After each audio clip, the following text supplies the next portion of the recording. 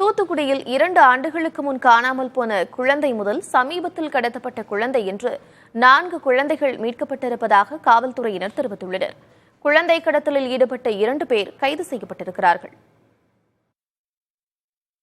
தூத்துக்குடி மாவட்டத்தில் குழந்தைகள் காணாமல் போவதும் கடத்தப்படுவதும் கடந்த சில ஆண்டுகளாகவே தொடர் பிரச்சனையாக உள்ளது.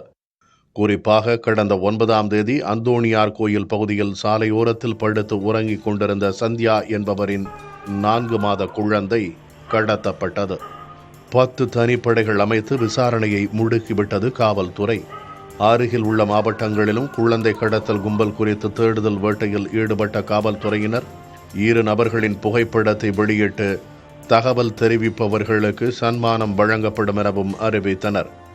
அதன் தொடர்ச்சியாக தென்காசி மாவட்டம் ஆலங்குளம் அருகே கருப்பசாமி என்பவரை கைது செய்த காவல்துறையினர் ராஜன் என்பவரையும் பிடித்து விசாரணை மேற்கொண்டனர். இதில் அதிர்ச்சியூட்டும் தகவலாக 2 ஆண்டுகளுக்கு முன் காணாமல் போன குழந்தையையும் காவல்துறை தற்போது மீட்டிருக்கிறது.